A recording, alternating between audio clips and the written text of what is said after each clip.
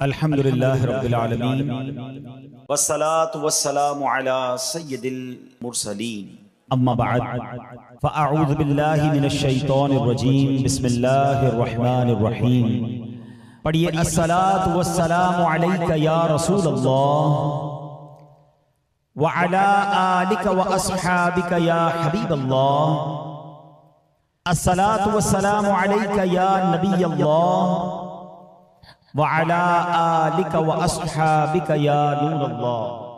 درود پاک پڑھنے کے بے شمار فضائل و برکات ہیں۔ بہت ہی خوبصورت کتاب مکتبۃ المدینہ کی 40 اطار، اس کی دوسری قسط صفحہ نمبر 11 میں حدیث پاک نمبر 11 ہے، من صلی علی او سأل لی الوسیلۃ حقت علیہ شفاعتی یوم القیامہ۔ میرے آقا فرماتے ہیں جس نے مجھ پر درود شریف پڑھا، اللہ پاک کی بارگاہ میں میرے لیے وسیلے کی دعا کی، قیامت کے دن اس پر میری شفاعت ثابت ہو گئی۔ تو درود پاک پڑھنا یہ شفاعت مصطفیٰ صلی اللہ علیہ وسلم حاصل کرنے کا بڑا پیارا طریقہ ہے۔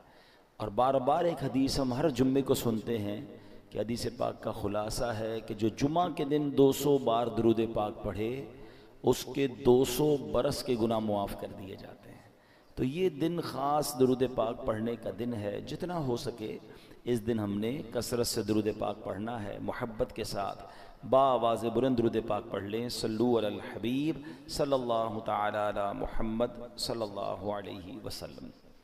الحمدللہ جمعہ کے دن جب بیان ہوتا ہے تو ہماری کوشش ہوتی ہے ہم قرآن مجید فرقان حمید کی خوبصورت پیاری آیتوں کو سمجھیں، تلاوت کریں، اس کی تفسیر جانیں اور قرآن کی باتیں کریں۔ آج ایک بنی اسرائیل کی عجیب و غریب بیماری کا ذکر سنیں گے۔ اللہ نے قرآن مجید میں اس کو بیان کیا اور بدقسمتی سے وہ بیماری، وہ ڈیزیز آج ہمارے درمیان بھی پائی جاتی ہے۔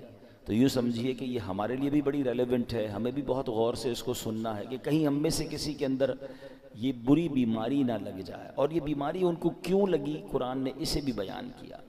اللہ قریب قرآن مجید میں ارشاد فرماتا ہے، پارہ نمبر 1 ہے، سورہ بقرہ آیت نمبر 74، ارشاد ہوتا ہے بسم اللہ الرحمن الرحیم ثم قست قلوبکم من بعد ذلك فهي كالحجارة او اشد قسوة وَإِنَّ مِنَ الْحِجَارَةِ لَمَا يَتَفَجَّرُ مِنْهُ الْأَنْهَارُ وَإِنَّ مِنْهَا لَمَا يَشَّقَّقُ فَيَخْرُجُ مِنْهُ الْمَاءُ وَإِنَّ مِنْهَا لَمَا يَهْبِطُ مِنْ خَشْيَةِ اللَّهِ وَمَا اللَّهُ بِغَافِلٍ عَمَّا تَعْمَلُونَ۔ اب اس آیت کا ترجمہ کیا ہے؟ آسان ترجمہ قرآن کنز العرفان۔ پھر اس کے بعد تمہارے دل سخت ہو گئے تو وہ پتھروں کی طرح ہیں، بلکہ اس سے بھی زیادہ سخت ہو گئے۔ اور پتھروں میں کچھ تو وہ ہیں جن سے ندیاں بہہ نکلتی ہیں، اور کچھ وہ ہیں کہ جب پھٹ جاتے ہیں تو ان سے پانی نکلتا، اور کچھ وہ ہیں جو اللہ کے ڈر سے گر پڑتے ہیں، اور اللہ تمہارے اعمال سے ہرگز بے خبر نہیں۔ یہ جو آخری آیت کا حصہ ہے نا، یہ تو سمجھ لیں یہاں لکھا ہونا چاہیے۔ کیا فرمایا؟ وَمَا اللَّهُ بِغَافِلٍ عَمَّا تَعْمَلُونَ۔ جان لو کہ اللہ تمہارے اعمال سے ہرگز بے خبر نہیں ہے۔ جو کچھ ہم کر رہے ہیں نا سب اللہ دیکھ رہا ہے۔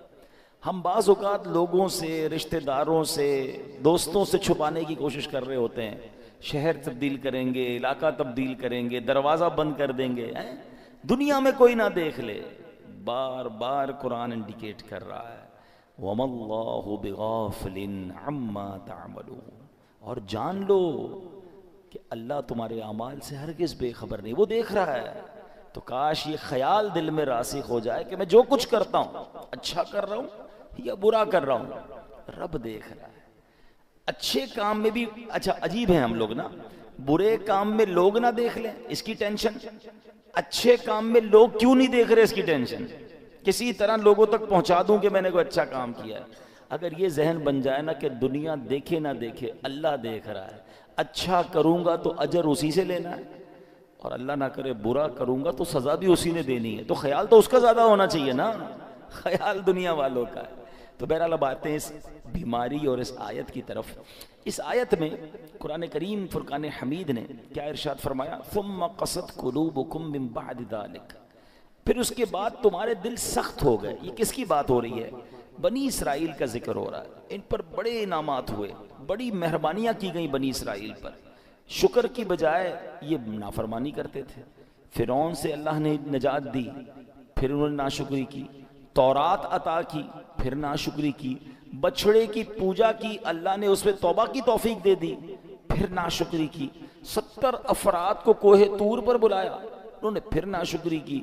انہیں منو سلوہ عطا کیا، پھر ناشکری کی. انہیں قدرت کی نشانیاں دکھائیں، پھر ناشکری کی. اللہ پاک کی نافرمانیوں میں مصروف رہے، ایک کے بعد ایک نافرمانی، ایک کے بعد ایک گناہ کرتے رہے، یہاں تک کہ ان کے دل سخت ہو گئے. مگر اب قرآن کیا کہتا ہے؟ کتنے سخت ہوئے؟ فَهِيَ كَالْحِجَارَةِ، تو وہ پتھروں کی طرح ہو گئے. اب پتھر کتنا سخت ہوتا ہے سمجھیے گا. یاد رکھیے سختی کی اور بھی چیزیں ہوتی ہیں. لوہا بڑا سخت ہوتا ہے، لکڑی بڑی سخت ہوتی ہے، مگر لوہا آگ سے نرم ہو جاتا ہے. لکڑی پانی سے نرم ہو جاتی ہے، مگر پتھر کتنا سخت ہوتا ہے. نہ آگ میں گلتا ہے، نہ گرمائش میں پگھلتا ہے. ہتھوڑے مار مار کے اس کا برادہ تو کر سکتے ہیں، چورا چورا کر سکتے ہیں، مگر نرم نہیں کر سکتے. تو قرآن نے مثال کیا دی کہ دل پتھر سے سخت ہو گئے. اچھا پھر کہا او اشد قسوہ، پتھر سے بھی زیادہ سخت ہو گئے. اللہ اکبر. ان دلوں کا عالم کیا ہوگا کہ جن کو قرآن کہہ رہا ہے کہ تمہارے دل پتھر جیسے سخت، بلکہ اس سے بھی زیادہ سخت ہو گئے. اللہ اکبر. اے میرے پیارے اسلامی، حالانکہ پتھر کی ایک اور تعریف قرآن خود آگے بیان فرما رہا ہے. وَإِنَّ مِنَ الْحِجَارَةِ لَمَا يَتَفَجَّرُ مِنْهُ الْأَنْهَارُ، پتھر میں تو کچھ وہ ہیں جن سے ندیاں بہتی ہیں. وَإِنَّ مِنْهَا لَمَا يَشَّقَّقُ فَيَخْرُجُ مِنْهُ الْمَاءُ، اور کچھ وہ ہیں جو پھٹ جائیں تو ان سے پانی نکلتا ہے. وَإِنَّ مِنْهَا لَمَا يَهْبِطُ مِنْ خَشْيَةِ اللَّهِ، اور کچھ وہ ہیں جو اللہ کے ڈر سے گر پڑتے ہیں، یعنی پتھر بھی اللہ کا خوف کرتے ہیں. پھر فرمایا وَمَا اللَّهُ بِغَافِلٍ عَمَّا تَعْمَلُونَ، اور اللہ تمہارے اعمال سے ہرگز بے خبر نہیں. اب یہاں بڑی یونیک معلومات سٹونز کے بارے میں، پتھر کے بارے میں قرآن نے کیا فرمایا؟ پتھر چاہے کتنے سخت ہوں، اللہ کے نافرمان نہیں ہوتے. یہ بھی پھوٹ پڑتے ہیں، ان سے بھی چشمے جاری ہوتے ہیں. خوف خدا کے سبب بڑی بڑی چٹانیں، بڑے بڑے پتھر لڑک جاتے ہیں. لیکن گناہگاروں کے دل جب سخت ہو جائیں نا تو وہ اتنے سخت ہوتے ہیں کہ وہ پتھر سے بھی زیادہ سخت ہو، ان پر کوئی بات اثر نہیں کرتی. اللہ کا حکم سن کر یہ زیر نہیں ہوتے، عذاب کا تذکرہ سن لیں تو ان پر خوف طاری نہیں ہوتا، جنت کی نعمتوں کا سن لیں پھر بھی دل مائل نہیں ہوتا. اے میرے پیارے اسلامی بھائیوں، غور کیجئے. آج کے دور میں بھی بعض اوقات ایسے بندے دکھتے ہیں کہ جن کے دل سخت ہو جاتے ہیں. اور سختی کی قرآن نے وجہ جو تفسیر میں ہم نے پڑھی سنی کہ گناہ پر گناہ، ایک کے بعد ایک دوسرا گناہ. حدیثوں میں یہ مضمون ملتا ہے کہ بندہ جب ایک گناہ کرتا ہے نا تو اس کے دل پر ایک نقطہ لگ جاتا ہے، بلیک ڈاٹ. دوسرا گناہ کرتا ہے، پھر دوسرا نقطہ، تیسرا کرتا ہے، تیسرا نقطہ. ایک وقت آتا ہے پورا دل ہی کالا ہو جاتا ہے. اب ہدایت کی کوئی بات اثر نہیں کرتی ہے. تو اسی لیے کہتے ہیں نا، جیسے ہی گناہ ہو جائے ویسے ہی توبہ کر لو، جیسے ہی نافرمانی ہو جائے ویسے ہی نیکی کر لو. کلیریفائی ہونا چاہیے، ہارٹ پیور ہونا چاہیے. آنسو بہایا کرو اللہ کی بارگاہ میں کہ یہ دلوں کو دھو دیتا ہے، دلوں کو صاف کرتا ہے، بندہ خوف الہی سے لرزتا رہے. مگر آج حال یہ ہے کہ دل اتنے سخت ہو گئے کہ کوئی ہدایت کی بات اثر کرنا تو دور کی بات اچھی بھی نہیں لگتی. آج کے دور میں کسی سے اچھی بات کرو، قرآن کی بات کرو، دین کی بات کرو، لڑنے لگ جاتا ہے مسلمان ہو کر. یہ کیا ہر وقت بات یہ لگائی بھی ہے؟ کیوں بھائی اللہ رسول کی بات کرتے ہو، ہم کوئی اور بات کر رہے ہیں. خود سوچیں، ہمیں ہر اس شخص کو سوچنا چاہیے کہیں دل سختی کی طرف تو نہیں جا رہا ہے. اچھا اب پتھروں میں شعور ہوتا ہے، یہ بڑی عجیب بات آج ہم نے سنی، شاید بہت ساروں کے لیے نئی بات ہوگی. مفتی احمد یار خان نعیمی بہت بڑے مفسر قرآن ہیں، فرماتے ہیں اس سے معلوم ہوا کہ پتھروں میں بھی شعور ہوتا ہے. یہ الگ بات ہے کہ ہمیں ان کے شعور کی خبر نہیں ہوتی. قرآن میں ایک اور جگہ اللہ نے ارشاد فرمایا وَسَخَّرْنَ مَعَ دَاوُودَ الْجِبَالَ يُسَبِّحْنَ وَالطَّيْرَ، اور داؤد کے ساتھ پہاڑوں اور پرندوں کو تابع بنا دیا. کہ وہ پہاڑ اور پرندے تسبیح کرتے ہیں. ہاں پرندے تو تسبیح کرتے ہیں, پہاڑ بھی اللہ کی تسبیح کرتے ہیں. آپ نے نہیں سنا ابو جہل کے ہاتھ میں کنکر تھے نا, کیا آ کر کہا تھا اس نے اللہ کے نبی کو کہ اے محمد صلی اللہ علیہ وسلم, اللہ کے سچے نبی ہو تو بتاؤ میری مٹھی میں کیا ہے. اللہ اکبر, نبی پاک کا کیا خوبصورت جواب تھا. فرمایا میں بتاؤں تیری مٹھی میں کیا ہے؟ جو تیری مٹھی میں کنکر ہے بتا دے میں کون ہوں. اور پھر کنکروں نے کلمہ پڑھنا شروع کر دیا. تو پتا چلا کہ پتھر بھی اللہ کی تسبیح کرتے ہیں. اور اللہ اکبر. اور احد پہاڑ کے بارے میں کون نہیں جانتا. اللہ آپ کو مجھے بار بار مدینہ پاک کی حاضری نصیب فرمائے. نبی پاک علیہ الصلوۃ والسلام, سبحان اللہ, آقا کے معجزات میں سے یہ معجزات ہے کہ جب نبی پاک مدینہ منورہ میں یا مکہ پاک میں سڑکوں پر کسی کے شاہراہ پر تشریف لے جاتے تو آس پاس کے پتھر نبی پاک کو سلام کیا کرتے. احد پہاڑ کے متعلق آقا نے فرمایا احد جبل یحبنا ونحب, احد پہاڑ ہم سے محبت کرتا ہے, ہم اس سے محبت فرماتے ہیں. اب پہاڑ نبی پاک سے محبت کرتا ہے. اور یہ کیسا خوبصورت پہاڑ ہے کہ نبی پاک علیہ الصلوۃ والسلام نے فرمایا کہ احد میرے ساتھ جنت میں جائے گا. اب یہاں علماء نے اور خوبصورت بات کی کہ پہاڑ نبی پاک سے محبت کرے تو جنت میں جائے. تو جب امتی محبت کرے تو اس کا تو عالم ہی کچھ اور ہوگا نا. تو محبت رسول یہ جنت میں جانے کا سبب ہے. مگر جو ہمارا ٹاپک ہے کہ اللہ کی عطا سے یہ پہاڑ یہ پتھر بھی رب کی تسبیح کرتے ہیں, ان میں بھی شعور ہوتا ہے. اللہ اکبر. اور احد کے پہاڑ کی تو یہ فضیلت ہے کہ ایک جگہ نبی پاک علیہ الصلوۃ والسلام نے فرمایا جب تم احد پہاڑ کے پاس آؤ فَكُلُوا مِن شَجَرِي, اس پر اگنے والے درخت کے پتے بطور تبرک کھا لیا کرو. اور پھر فرمایا وَلَوْ مِنْ عَوَائِهِ, اگرچہ احد پہاڑ پر اگنے والے درخت کے صرف کانٹے ہی ملے, اگر پتے نہ ملے تو کانٹے چبا لیا کرو. اب یہاں تبرک کی دلیل بھی ملتی ہے. بھائی کانٹا کھانے سے کیا فائدہ ہوگا, پتا کھانے سے کیا فائدہ ہوگا. مگر چونکہ یہ جنتی پہاڑ ہے تو آقا نے فرمایا اس سے کچھ نہ کچھ کھا لیا کرو, تبرک لیا کرو. اب پہاڑ مبارک کیسے ہو گیا کہ یہ پہاڑ نبی پاک سے محبت کرنے والا ہے. تو ہم دوبارہ آتے ہیں پیارے اسلامی بھائیوں کہ ایک تو ہم نے یہ سنا قرآن کہتا ہے کہ کچھ پہاڑ پھٹ پڑتے ہیں, کچھ میں سے نہریں جاری ہوتی ہیں, کچھ سے پانی جاری ہوتی ہے, کچھ خوف خدا سے گر پڑتے ہیں. ایک بار امام کشیری ابو القاسم کشیری رحمۃ اللہ تعالی لکھتے ہیں کہ اللہ پاک کے ایک نبی کہیں سے گزر رہے تھے. آپ نے ایک چھوٹا سا پتھر دیکھا مگر اس چھوٹے سے پتھر سے مسلسل پانی بہ رہا تھا. آپ بڑے حیران ہوئے تو اللہ پاک نے اس پتھر کو بولنے کی طاقت عطا فرمائی. اور پتھر کہتا ہے کہ اے اللہ پاک کے نبی, جب سے میں نے سنا ہے معلوم ہوا ہے کہ جہنم کا ایندھن آدمی اور پتھر ہیں. قرآن کہتا ہے نا یا ایھا الذین آمنوا قوا انفسکم واہلیکم نارا وقودها الناس والحجارہ, اے ایمان والو اپنے آپ کو اپنے گھر والوں کو جہنم کی آگ سے بچاؤ جس کا ایندھن آدمی اور پتھر ہے. تو ہم آدمیوں پر تو پتہ نہیں اثر ہوا نہیں ہوا, وہ پتھر کہتا ہے جب سے مجھے معلوم ہوا ہے کہ جہنم میں پتھر ڈالے جائیں گے جب سے میں رو رہا ہوں, جب سے خوف خدا کی حالت سے میری حالت بری ہے. اور یہ جو میرے اندر سے آپ پانی نکلتا دیکھ رہے ہیں یہ خوف خدا کے باعث ہے. آپ اللہ کے نبی تھے, آپ نے اللہ کی بارگاہ میں دعا کی اور اللہ پاک نے یا اللہ اس پتھر کو جہنم سے محفوظ فرما دے. دعا قبول ہو گئی. آپ چلے گئے کہیں, واپس آئے تو پھر اس پتھر سے پانی نکل رہا تھا. تو آپ نے کہا کہ اب تو تمہیں جہنم سے آزادی کی خوشخبری مل گئی, پھر کیوں رو رہے ہو؟ پتھر کو اللہ نے پھر قوت گویائی دی. کہتا ہے ذالک کان بکاء الحزن والخوف وہذا بکاء الشکر والسرور. کہتے حضور پہلے جو آنسو تھے وہ غم اور تکلیف کے تھے, اب جو آنسو ہیں وہ خوشی کے آنسو ہیں کہ اللہ نے جہنم سے آزاد کر دیا. تو یہ اللہ کی مخلوقات ہیں. اللہ پاک, یہ دنیا میں ہر طرف رب کا ذکر ہو رہا ہے. یہ اشرف المخلوقات کہلانے والا ہی غافل ہو جاتا ہے. حالانکہ ہم مجھے اور آپ کو بنایا ہی اللہ کی عبادت کے لیے. دیکھیں نا, ہر چیز کے بارے میں ہم یہ جاننے کی کوشش کرتے ہیں what is the reason of the creation. Mobile کیوں بنا ہے؟ بات کرنے کے لیے بنا. اگر اس میں بات کرنے کی صلاحیت ختم ہو جائے, کوئی فنکشن نہ چلے, کیا کریں گے؟ موبائل کا گاربیج کر دیں گے نا. پین کیوں چلتا ہے؟ پین کیوں بنا؟ لکھنے کے لیے. لکھنا ہی نہ, انک ختم ہو جائے, آپ کیا کرتے ہو؟ پھر بھی لگاتے ہو, پھینک دیتے ہیں.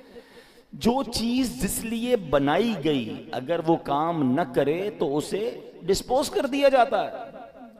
ہمیں کیوں بنایا گیا ہے؟ کبھی سوچا آپ نے؟ قرآن بتائے گا نا ہمیں بنایا اللہ نے تو اللہ ہی فرمائے گا نا کیوں بنایا, واٹ از دا ریزن. قرآن میں رب فرماتا ہے وَمَا خَلَقْتُ الْجِنَّ وَالْإِنسَ إِلَّا لِيَعْبُدُونَ, ہم نے نہیں بنایا انسان اور جنات کو بس there is only one reason إِلَّا لِيَعْبُدُونَ, ہم نے اپنی عبادت کے لیے بنایا ہے.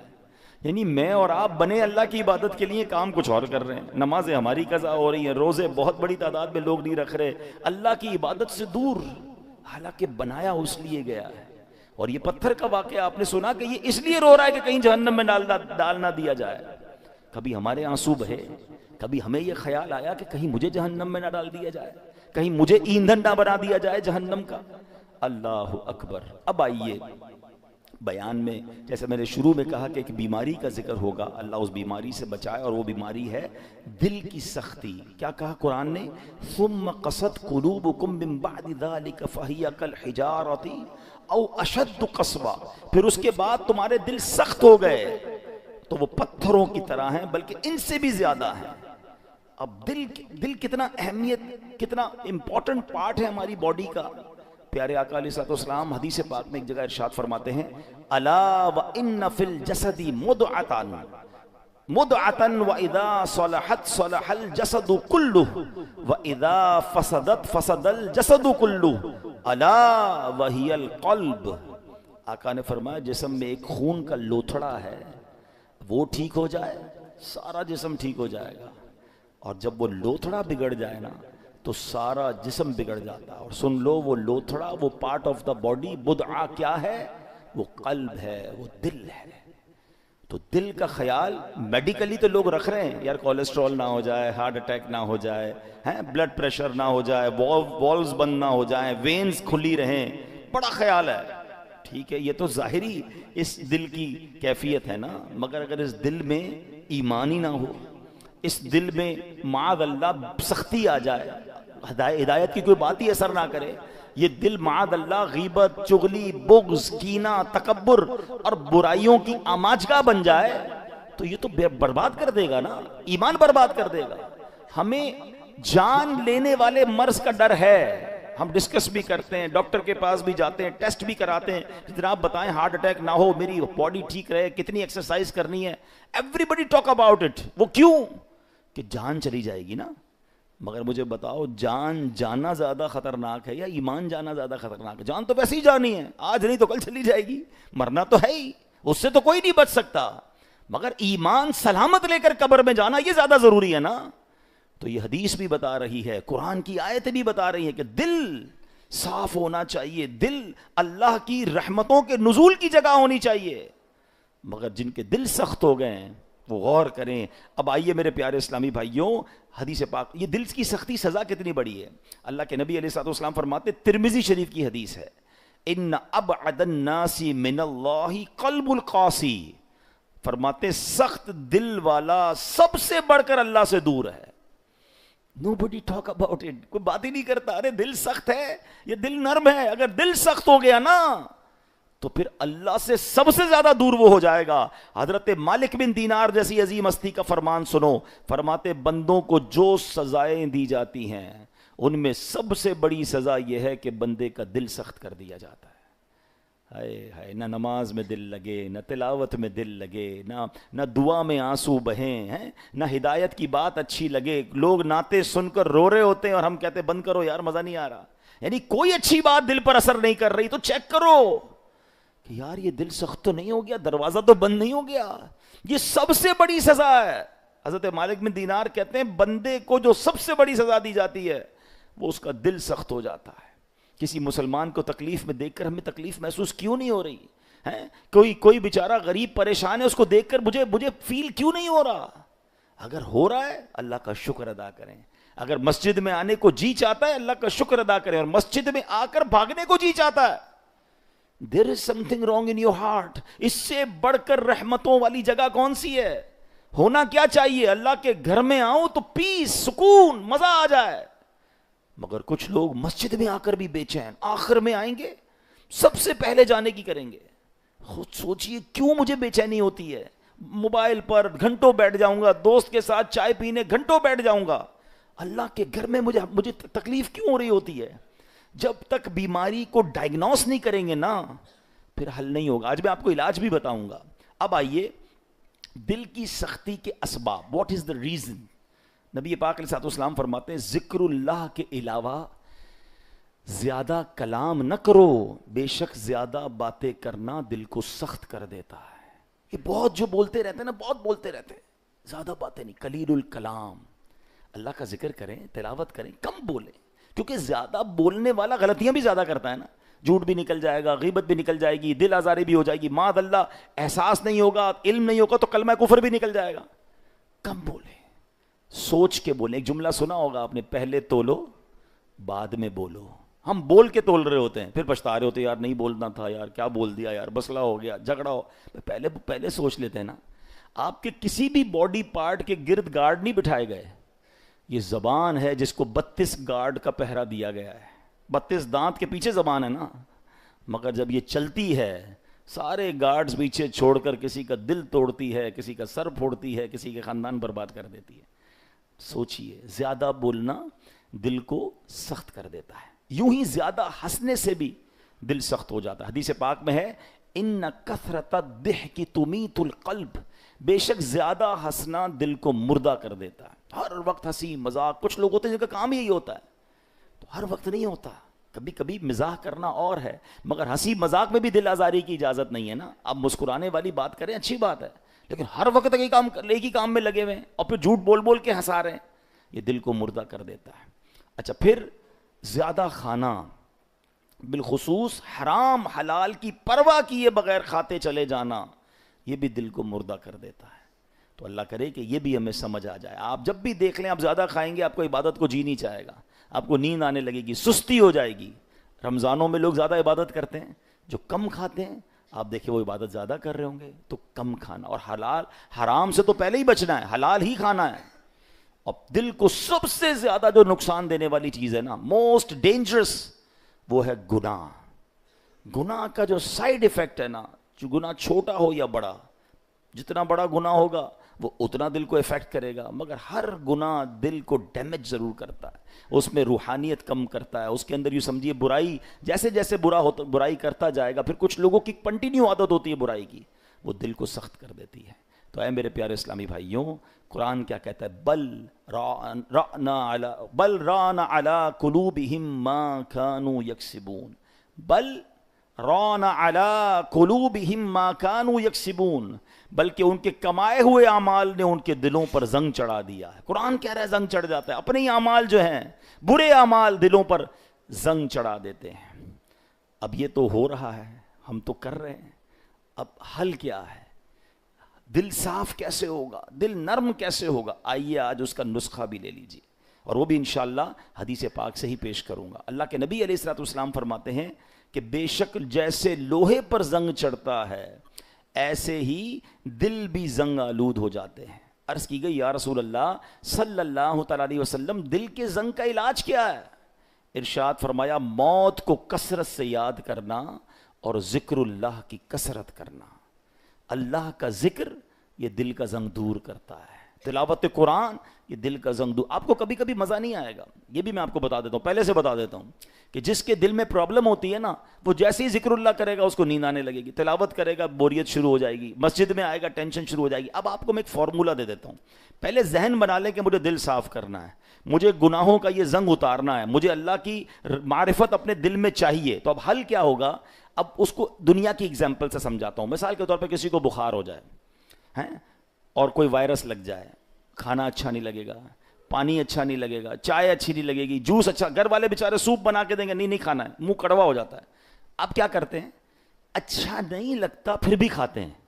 آپ کو یہ پتا ہے بیک آف دا مائنڈ کہ تھوڑے دنوں کی بات ہے، بلکہ فیملی اچھی نہیں لگتی، بچے اچھے نہیں لگتے. جب بندہ بیمار ہوتا ہے تو ہم بچوں کو گھر سے تو نہیں نکال دیتے، ہمیں پتا ہے طبیعت میری خراب ہے. تھوڑے دن کے بعد جیسے ہی بیماری ہٹے گی، کھانا بھی اچھا لگے گا، بچے بھی اچھے لگیں گے، ماحول سارا ٹھیک ہو جائے گا. پرابلم میرے اندر ہے، ہم کنٹینیو کھاتے ہیں. بالکل اسی طرح جب آپ کو ذکر الہی میں مزہ نہ آئے، تلاوت میں لطف نہ آئے، درود پاک میں وہ جو چاشنی ہے نہیں مل رہی، سجدوں کی لذت نہیں مل رہی، بھاگ نہیں جانا مسجد چھوڑ کے، عبادت کرنا چھوڑ نہ دیں، تسبیح رخ مت دیجیے گا. یہ بیماری ہے جو آپ کو نہیں کرنے دے رہی، آپ کنٹینیو کرتے رہیں.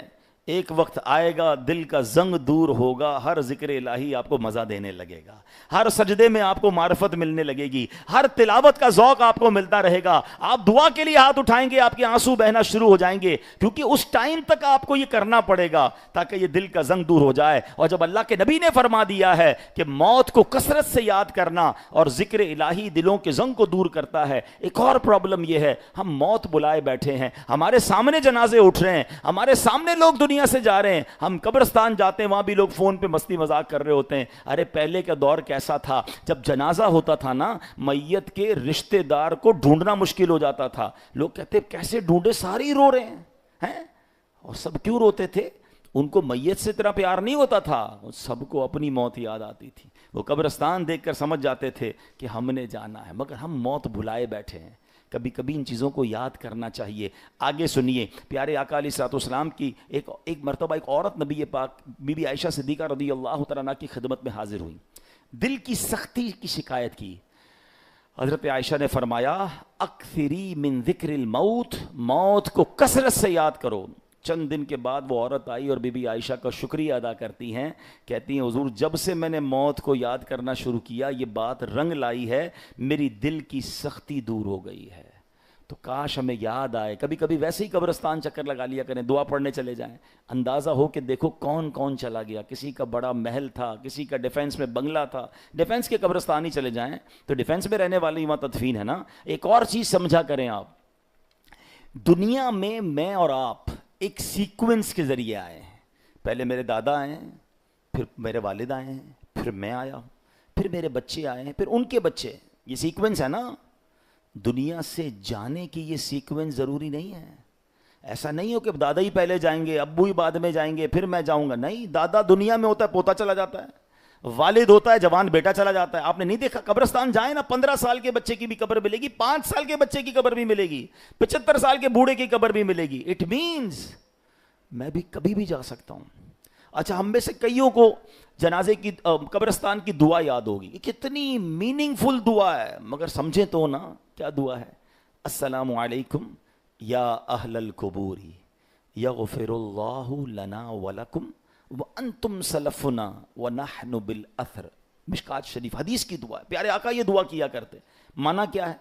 السلام علیکم یا اہل القبور، اے قبر والو تم پر سلامتی ہو۔ پھر کیا فرمایا؟ یغفر اللہ لنا ولکم، اللہ تمہاری اور ہماری مغفرت فرمائے۔ مگر جو اگلا جملہ ہے نا، وانتم سلفنا ونحن بالاثر، تم پہلے چلے گئے ہو، ہم بعد میں آنے والے ہیں۔ کاش یہ بات سمجھ آ جائے کہ میرا ٹھکانہ وہی ہے، جانا ادھر ہی ہے، کون سی ترم خانی کام آئے گی، کون سا جاہو جلال کام آئے گا، کون سے پیسے کام آئیں گے، کون سی پراپرٹی کام آئے گی، سب کچھ ادھر رہ جائے گا۔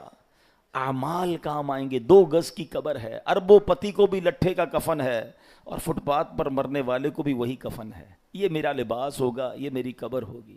تو موت کو کثرت سے یاد کرنا یہ دل کو نرم کر دیتا ہے، یہ اس دل کی سختی کو دور کرتا ہے۔ اللہ اکبر۔ اے میرے پیارے اسلامی بھائیو، اسی طرح اللہ والوں کی جو نگاہ ہوتی ہے نا، ہاں وہ کہتے ہیں نا یک زبانہ صحبت با اولیاء بہتر از 100 سالہ طاعت بے ریا، سینکڑوں سال کی بے ریا عبادت ایک طرف، کسی ولی کامل کی صحبت ایک طرف۔ اللہ والوں کی صحبت میں بیٹھے، ان کی نگاہ سے، ان کی صحبت سے دل کا زنگ اتر جاتا ہے۔ ہاں اسی طرح علماء کہتے ہیں اللہ والوں کی دشمنی جو ہے نا، کسی اللہ والے کی گستاخی، چاہے گناہ تھوڑا تھوڑا کر کے دل سخت کرتا ہے، یہ وہ گناہ ہے جو ڈائریکٹ دل کو سخت کر دیتا ہے، دل بالکل مردہ ہو جاتا ہے جو اللہ کے ولی سے دشمنی کرتا ہے۔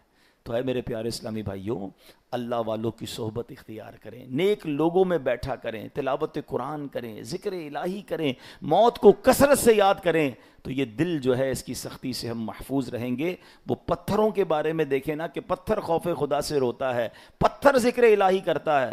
ارے ہم تو اشرف المخلوقات ہیں، تو ہمیں تو اللہ کی یاد زیادہ کرنی چاہیے۔ تو بہرحال میرے پیارے اسلامی بھائیوں، یہ چند باتیں آج ہم نے سنی ہیں۔ آج ہمارے لیے خوش بختی یہ ہے کہ ہماری مسجد میں بہت پیارے ہمارے مہمان آئے ہوئے ہیں، اور ماشاءاللہ پہلے تو میں مسجد والوں کی طرف سے ایک اعلان کر دوں، اور آج میں بیان 4-5 منٹ پہلے اس لیے ختم کر رہا ہوں کہ ہمارے پاس کینیا، افریقہ سے دعوت اسلامی کے کچھ مبلغین آئے ہیں۔ دعوت اسلامی کا ایک جامعہ جس میں عالم بنایا جاتا ہے، کینیا کے شہر ممباسا میں ہے، اور آپ کو جان کر خوشی ہوگی کہ اس میں سینکڑوں افریقن طلباء پڑھ رہے ہیں، اور وہ وہیں سے درس نظامی کر کے عالم دین بھی بن چکے ہیں، کمپلیٹ کر چکے ہیں۔ تو ان میں سے میں چاہوں گا کہ ایک مدنی اسلامی بھائی جو ہیں وہ تشریف لائیں، 2-3 منٹ میں وہ ہمیں بتائیں گے کہ کینیا کے اندر دعوت اسلامی کس بڑے پیمانے پر دین کی خدمت کر رہی ہے۔ آپ سوچیں اس قوم کے لوگ جب عالم بنیں گے تو اپنی قوم میں اللہ رسول کی بات پہنچانا کتنا آسان ہو جائے گا۔ یہ چونکہ سواحلی زبان میں بات کرتے ہیں تو یہ سواحلی زبان میں 2-3 منٹس بات کریں گے، اور پھر انشاءاللہ ہمارے اسلامی بھائی ہمارا اس کا ترجمہ بھی کر دیں گے۔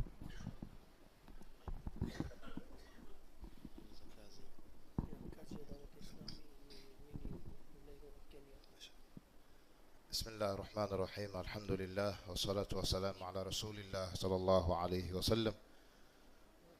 Ndugu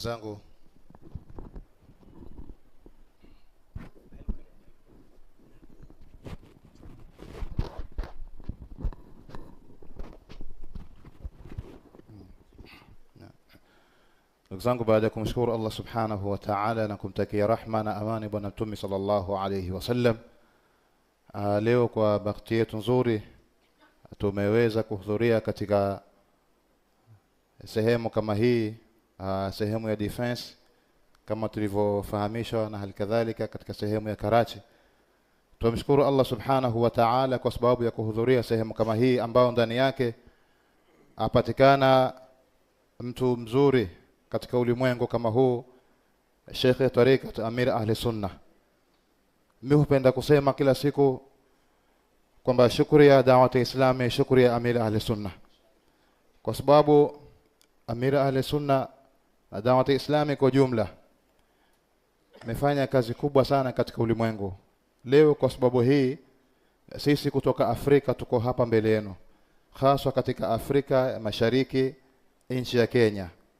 Da'wat Islami walillahi alhamd inafanya kazi kubwa sana katika nchi ya Kenya. Ndani ya nchi ya Kenya tuna Jamiatul Madina katika sehemu ya Mombasa, na kuna wanafunzi wengi ambao wasoma katika Jamiatul Madina, na halikadhalika tuna Madrasatul Madina ambao ndani yake wanafunzi wengi, vijana wengi wameweza kuhifadhi Qur'an al-Karim. Na halikadhalika katika sehemu ya Nairobi tuna Jamiatul Madina na tuna Madrasatul Madina ambao ndani yake vijana wanasoma ulumu sharia, na halikadhalika wanaweza kuhifadhi Qur'ani. Na katika sehemu ya Kenya kwa jumla tuna sehemu kama Kwale County ambao ndani yake pia tuna madrasa ambao watoto wanasoma pale ndani ya madrasa kama ile, na tuna kafila ambazo kwamba zinatoka zinasafiri kwa sababu ya kufanya kazi ya kulingania waja wa Allah subhanahu wa ta'ala. Kwa hiyo ndugu zangu, da'wat Islami si katika sehemu ya nchi ya Pakistani peke yake. Da'wat Islami walillahi alhamd, da'wat Islami inafanya kazi kubwa sana katika ulimwengu. Katika ulimwengu da'wat Islami inafanya kazi kubwa sana. Kwa sababu hii ndio maana sisi tumetoka katika nchi ya Afrika, na leo walillahi alhamd tuko mbele yenu na tuko chini ya da'wat Islami, na halikadhalika sisi ni muridini wa Sheikh Tariqat Amir Ahli Sunnah. Kwa hiyo da'wat Islami inafanya kazi katika dunia nzima, walillahi alhamd.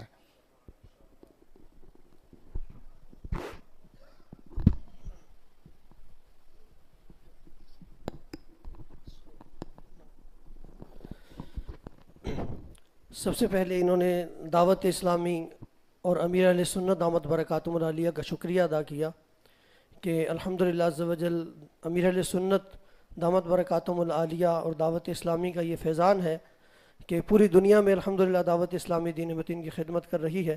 اسی طرح آج ہم افریقہ Kenya سے یہاں قافلے میں سفر کر کے آئے ہیں اور دین سیکھنے کے لیے اور نیکی کی دعوت کو عام کرنے کے لیے یہاں حاضر ہوئے ہیں۔ الحمدللہ عز و جل دعوت اسلامی ایسا نہیں ہے کہ صرف پاکستان میں دین متین کی خدمت کر رہی ہے، بلکہ دعوت اسلامی الحمدللہ عز و جل دنیا بھر میں دین اسلام کا کام کر رہی ہے، اور اس کے ساتھ ساتھ کینیا کے اندر الحمدللہ عز و جل عظیم الشان دعوت اسلامی کا دینی کام ہے۔ اور کینیا کا شہر مومباسا ہے جہاں پر جامعۃ المدینہ ہے، اس میں الحمدللہ اب تک 40 سے زائد علماء جو ہے وہ بن کر تیار ہو چکے ہیں، اور دیگر ملکوں کے اندر اور کینیا کے دیگر شہروں میں الحمدللہ عز و جل امامت کی صورت میں، تدریس کی صورت میں الحمدللہ دین متین کی خدمت کر رہے ہیں۔ اور اس کے علاوہ کئی حفاظ الحمدللہ عز و جل ممباسا مدرسۃ المدینہ سے حفظ کر کے آگے مدرس ہیں، دیگر کو حافظ قرآن بنا رہے ہیں۔ اور اسی طرح الحمدللہ نیروبی جو کہ کیپٹل ہے کینیا کا، وہاں پر بھی جامعۃ المدینہ قائم ہے، مدرسۃ المدینہ قائم ہے۔ اس کے علاوہ کینیا کے اندر الحمدللہ عز و جل دعوت اسلامی کے 15 سے زائد سینٹرز قائم ہیں الحمدللہ، جہاں پر بچوں کو قرآن پاک کی تعلیم مفت دی جاتی ہے، عالم کورس بھی ہے، اور دیگر انداز میں الحمدللہ عز و جل دین اسلام کی خدمت ہو رہی ہے الحمدللہ۔ ماشاءاللہ، جزاک اللہ خیرہ۔ ہمارے مہمان ہیں ماشاءاللہ ہماری مسجد میں، مدنی قافلے میں آئے ہوئے ہیں ماشاءاللہ، کینیا کے علماء ہیں، مبلغین ہیں۔ ہو سکے تو آپ نماز کے بعد ان سے ملاقات بھی کیجئے، ان کی حوصلہ افزائی کیجئے۔ یہ ہماری مسجد میں ہی 3 دن رکیں گے تو آپ باقی نمازوں میں آ کر بھی ان سے مل سکتے ہیں، مزید ان سے ان کی حوصلہ افزائی بھی کریں، اور ظاہر ہے کہ یہ ہمارے مہمان ہیں۔ اور یہ ہے آپ کی ہماری دعوت اسلامی بچوں کا مدرسہ ہماری اس مسجد میں لگتا ہے دوپہر 2 سے 3، 3 سے 4، 2 شفٹیں ہیں، تو اپنے بچوں کو بھیجا کریں یہاں پر ماشاءاللہ باقاعدہ قرآن پاک پڑھایا جاتا ہے۔ اللہ کی رحمت سے یہ مسجد آپ کے سامنے ہے، اور ڈیفینس میں دعوت اسلامی کے کئی سینٹرز ہیں، تو دعوت اسلامی کے ان سینٹرز کے ساتھ آپ اپنی مدد، اپنی امداد، اپنا ڈونیشن دیتے رہا کریں۔ آپ کے سامنے اس کا انتظام ہے، ظاہر ایئر کنڈیشنز ہیں، الیکٹرک کے بلز ہیں، دیگر اخراجات ہیں، اور دیگر مسجدیں بھی ہیں آس پاس جو دعوت اسلامی کے تحت DHA میں ہیں۔ ہماری فیضان مریم مسجد ماشاءاللہ 26 اسٹریٹ پر KFC کے بالکل سامنے آپ وزٹ کریں گے، آپ کا ایمان تازہ ہو جائے گا۔ ہزاروں نمازی جمعے میں ہوتے ہیں، پچھلے جمعے میں نے وہیں جمعہ پڑھایا تھا، وہ زیر تعمیر ہے، تو جو اللہ کا گھر بنانا چاہتے ہیں وہاں بھی کافی یوں سمجھے کہ ڈونیشن کی ضرورت ہے۔ تو یہ آپ کی دعوت اسلامی ہے کہ آپ کے سامنے ماشاءاللہ آپ دیکھ رہے ہیں یہ مسجد میں 2 جمعے ہوتے ہیں، اور دونوں جمعے فل ہوتے ہیں، بعض اوقات تو لوگ آخر میں لیٹ ہو جاتے ہیں تو پریشان بھی ہوتے ہیں۔ دعا بھی کریں اللہ اس جگہ کی ایکسٹینشن میں بھی ہماری مدد فرمائے۔ تو آپ سب اپنی دعوت اسلامی کے ساتھ، بالخصوص DHA میں باہر ہمارا اسٹال بھی لگا ہے، تو آپ امداد کر